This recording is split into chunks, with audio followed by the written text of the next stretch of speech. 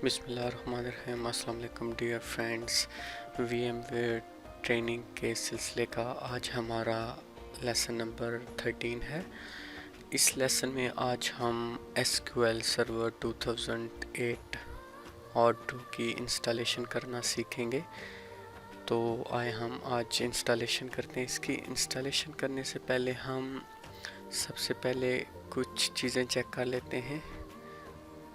जैसे मैं टूल्स पे क्लिक करता हूँ और यहाँ पे सिस्टम कॉन्फ़िगरेशन चेकर है, हम इस पे क्लिक कर लेते हैं और चेक कर लेते हैं कि हमारे सिस्टम की जो कॉन्फ़िगरेशन है वो सारी ठीक हैं। तो ये देखें, operation completed, past 15, failed 0, warning 0, skipped 0। मैं शो डिटेल्स करता हूँ तो ये देखें मेरे पास सारी जो ऑप्शंस हैं, जो ये सेटिंग्स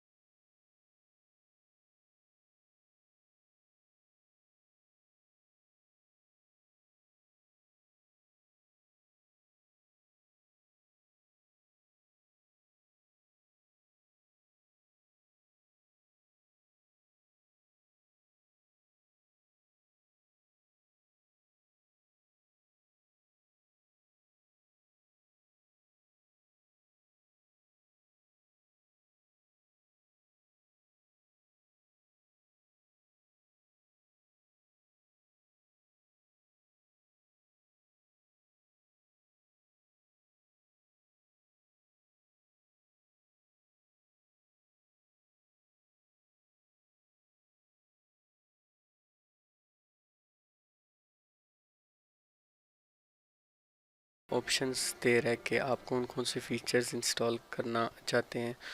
तो जैसी आपको ज़रूरत हो उसके मुताबिक आप कर सकते हैं। मैं यहाँ से database engine services, SQL server application, full text search, उसके बाद रिपोर्टिंग सर्विसेज, उसके बाद client tools connectivity, integration services, client tools backward compatibility, client tools SDK, books आप चाहें तो आप सेलेक्ट कर सकते हैं, आपके अपनी चॉइस पे है। मैं फ़िलवक़्त इसको चेक नहीं कर रहा।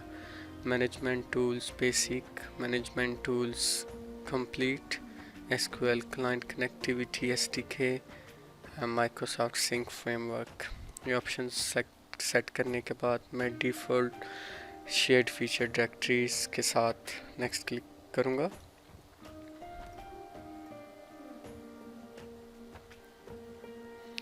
और शो डिटेल्स करूँगा। अब जो ऑप्शंस हमने सेट की हैं उनके मुताबिक जो हमारी रिक्वायरमेंट्स हैं वो पास हैं, और ये नॉट अप्लीकेबल इसका मतलब है कि इन चीज़ों की हमें ज़रूरत नहीं है। तो जो जिनकी हमें ज़रूरत थी वो पास हैं। पास्ट के बाद देखने के बाद हम नेक्स्ट पे क्लिक करेंगे और डिफ़ॉल्ट इंस्टेंस के साथ हम नेक्स्ट पे क्लिक करेंगे। इसके बाद ये देखें ऑप्शंस एक सीक्वेंस के साथ चल रही हैं। अब डिस्क स्पेस रिक्वायरमेंट्स हमारी बिल्कुल ठीक है, इनफ डिस्क स्पेस है हमारे पास। उसके बाद फ्रेंड्स हम नेक्स्ट पे फिर क्लिक करेंगे। यहाँ से हमारे पास जो ऑप्शन आ रही है वो है एसक्यूएल सर्वर एजेंट की सर्विसेज, और उसके बाद सर्वर डेटाबेस इंजन की सर्विस है। ये सारी सर्विसेज हैं। वे स्टार्टअप में मैं आपको बताऊंगा कि सर्विसेज कैसे देखते हैं, तो इसको मैं फ़िल वक्त ऑटोमेटिक पे सिलेक्ट कर रहा हूँ और use the same account for all SQL server services पे क्लिक करके ब्राउज़ करूँगा और अपना एडमिन अकाउंट दूंगा जो कि है मैक एडमिन, और ओके पे क्लिक करूँगा। चेक नेम्स के बाद देखें उसने खुद फाउंड कर लिया वो यूज़र। ओके पे क्लिक करूँगा एंड उसके बाद अपना पासवर्ड एंटर करूँगा। ओके पे फिर एक दफ़ा क्लिक करूँगा और नेक्स्ट पे क्लिक करूँगा। उसके बाद मेरे पास जो ऑप्शन आ रही है वो है अथेंटिकेट मोड, तो इसमें से मैं मिक्स्ड मोड सेलेक्ट करूँगा और SQL server authentication and Windows authentication ये वाला सेलेक्ट करूँगा और यहाँ पे अपना पासवर्ड दे दूँगा।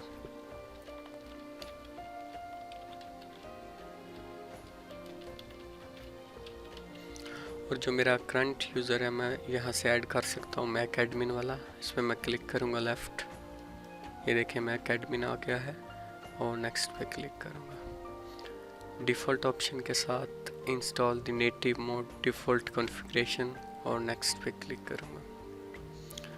ये फिल वक्त मैं इसको अनचेक ही रहने दूँगा, send Windows and SQL server error reports को, और नेक्स्ट पे क्लिक करूँगा और शो डिटेल्स करूँगा।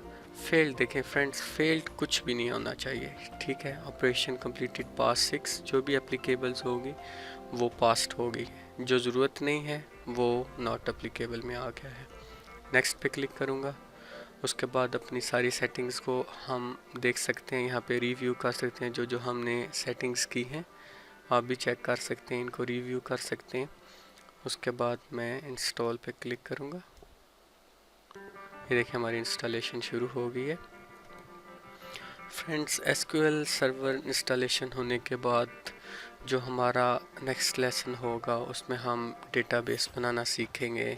उसके बाद हम यूज़र बनाना सीखेंगे, डेटाबेस को टेस्ट करना सीखेंगे। तो उम्मीद है कि आपकी ट्रेनिंग अच्छी चल रही होगी। इस ट्रेनिंग में जैसा मैंने आपको बताया था कि अगर आप ये ट्रेनिंग अच्छे तरीके से इसको सीखेंगे तो आपके फ्यूचर के लिए ये बहुत अच्छी ट्रेनिंग साबित हो सकती है। इसमें आपको बहुत कुछ सीखने को मिलेगा। इसमें आप इसके बाद जब हमारा एसक्यूएल सर्वर रेडी हो जाए उसके बाद हम vCenter सर्वर बनाएंगे, उसके अंदर हम फिर ESX होस्ट करना ऐड करना सीखेंगे। बहुत सारी चीज़ें हैं जो हम सीखेंगे। डेटाबेस जो हमारा एसक्यूएल सर्वर बन जाएगा इसके अंदर हम डेटाबेसेस बनाने के बाद मैं आपको बताऊंगा कि उन डेटाबेसेस का मकसद क्या है बनाने का। उनका बेसिकली मकसद थोड़ा सा मैं आपको बता देता हूं कि जो हमारा विंडोज़ जो सर्वर 2008 R2 है, जब उसमें डेटाबेस बनेगा तो उसके अंदर हम vCenter का डेटाबेस बनाएंगे, उसके अंदर हम अपने एंटी वायरस का डेटाबेस बनाएंगे। तो इस तरह डिफरेंट डेटाबेसेस वहाँ पे बनेंगे, ठीक है। और उनकी टेस्टिंग करना सिखाऊंगा, डेटाबेसेस कैसे काम करते हैं, वो सारा कुछ इंशाल्लाह ताला हम अगले जैसे फर्दर लेसन्स में जाएंगे हम सीखेंगे। इस वक्त आप देख सकते हैं कि एसक्यूएल सर्वर 2008 R2 इंस्टॉल हो रहा है, तो आप भी इसके बारे में पढ़ें, एसक्यूएल सर्वर 2008 R2 के बारे में पढ़ें, डेटाबेसेस के बारे में पढ़ें और इंस्टॉलेशन करना सीखें। आपको ज़्यादा चीज़ें समझ आएंगी अगर आप इनको ऑनलाइन जाके सर्च करेंगे, ख़ुद से प्रैक्टिस करेंगे चीज़ों की। तो उम्मीद है कि आज का लेसन भी आपको अच्छा लगा होगा। अब हमारी इंस्टॉलेशन कंप्लीट हो जाती है तो हम इस लेसन को कंप्लीट करेंगे। आप चैनल पर सब्सक्राइब ज़रूर करें ताकि जो भी नई वीडियोस आएँ वो आप देख सकें, और ट्रेनिंग कैसी चल रही है आपकी ज़रूर अपडेट करें। अपना बहुत ख्याल रखिएगा। हम सिर्फ इंस्टॉलेशन कंप्लीट होने का भी वेट करेंगे। फ्रेंड्स, हमारी इंस्टॉलेशन ऑलमोस्ट हाफ वे तक कंप्लीट हो चुकी है। हम मज़ीद थोड़ा इंतज़ार करेंगे। और मैं इसके अलावा आपको ये बताना चाहूँगा कि अगर आपने पिछले लेसन्स नहीं देखे तो वो आप प्लीज़ ज़रूर देखें, क्योंकि ये ट्रेनिंग एक सिलसिले के साथ चल रही है। कोई मकसद नहीं है आपका एसक्यूएल सर्वर 2008 R2 की ये इंस्टॉलेशन देखने का, जब तक आप पीछे से सारी ट्रेनिंग्स को अपने साथ लेकर नहीं चलते। क्योंकि अगर आप इस इन्वायरमेंट को समझना चाहते हैं तो उसके लिए बहुत ज़रूरी है कि आप सारे लेसन्स अच्छी तरह देखें और इनकी प्रैक्टिस भी करें। और जैसे मैंने आपको शुरू के लेसन में बताया था, जो कि गालबन पहला लेसन था, कि आपके पास एक अच्छा सिस्टम होना चाहिए। अगर आपके पास अच्छा सिस्टम होगा तो ये आप ट्रेनिंग अच्छे तरीके से कर सकेंगे। और क्योंकि हमारा इंफ्रास्ट्रक्चर काफ़ी बड़ा इंफ्रास्ट्रक्चर बनेगा, इसमें हम व्यू का इंफ्रास्ट्रक्चर भी बनाएंगे और एंटीवायरस भी होगा, मॉनिटरिंग भी हम देखेंगे। बहुत सारी चीज़ें हैं जो सीखने वाली हैं आपकी। तो आपके पास अगर फिल वक्त सिस्टम नहीं भी अच्छा, तो आप ट्रेनिंग को बार बार देखें, रिपीट करें, अपने नोट्स बनाएं, जाके आप सर्च करें गूगल पे, उसके बारे में स्टडी करें। आजकल आपको पीडीएफ फाइल्स मिल जाती हैं जिनके अंदर सारी डिटेल्स होती है। कोई इश्यूज़ आते हैं तो आप मुझसे भी कांटेक्ट कर सकते हैं। तो अपनी ट्रेनिंग को कंटिन्यू रखें और जितना हो सके इस इंफ्रास्ट्रक्चर को समझने की कोशिश करें।